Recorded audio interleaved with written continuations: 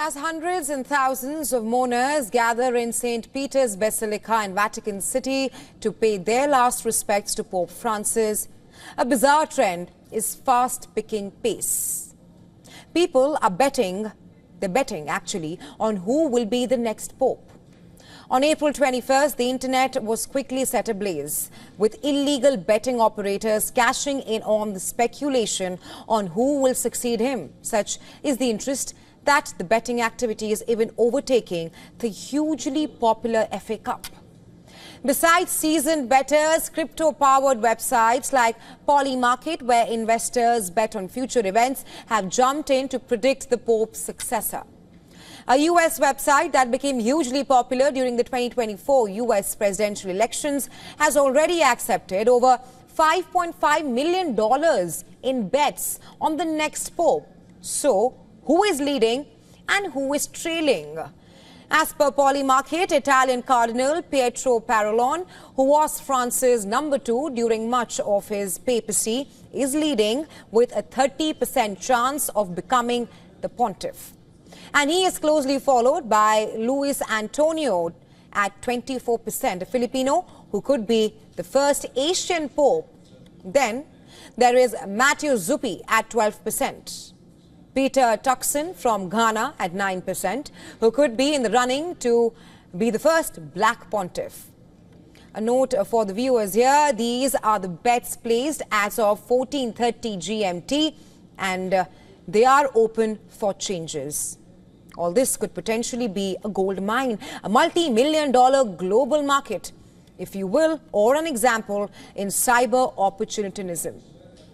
A trend where scammers use high-profile global events to spread misinformation, infect devices, and also extract personal data. But choosing a pope's is not the arena for bettors or bookmakers who have taken a fancy for the papacy. This is the field of the Vatican experts who go through a fairly detailed, time-tested and honored procedure of choosing the next pontiff.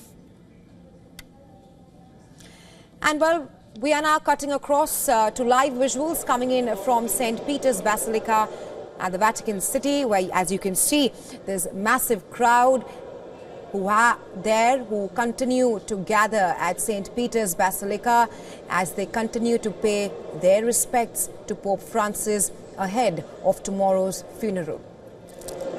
These are the live visuals from St. Peter's Basilica at the Vatican City, where mourners have gathered to pay their last respects.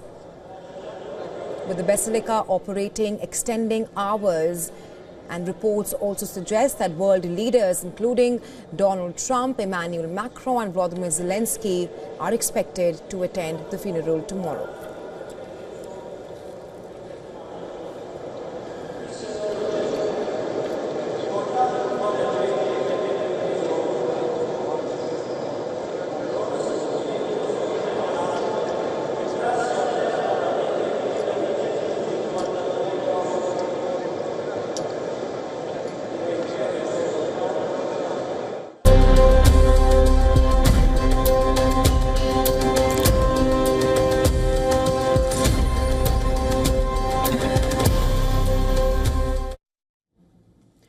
Well, tourism in the past few years has evolved into many different types and trends, reflecting changing traveler interests, lifestyle, and even global events. We have heard about cultural tourism, ecotourism, and even spiritual tourism.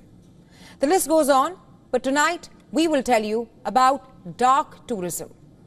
It's a kind of tourism that goes beyond typical sightseeing and exploring locations. This is a kind of tourism which involves travel to places historically associated with death, tragedy, and suffering. One country that is now benefiting from the rise of dark tourism is Libya. It is now emerging as a captivating destination for travelers who are not just drawn to its beauty, but also to the powerful echoes of history and resilience. The North African nation is now attracting tourists, even as multiple governments continue to warn against traveling there.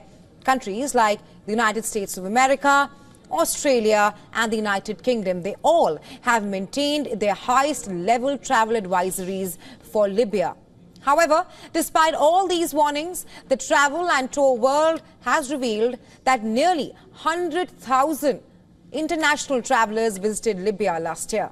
Travel experts say that the rise in interest in dark tourism reflects a broader shift where some travelers are doing away with traditional beach holidays in favor of destinations with turbulent histories or ongoing crises. Let's now tell you about other countries where dark tourism is thriving. The Holocaust sites in Germany, underground burial towns in France, various sites related to Armenian genocide, and sites related to the Nazi regime in Austria.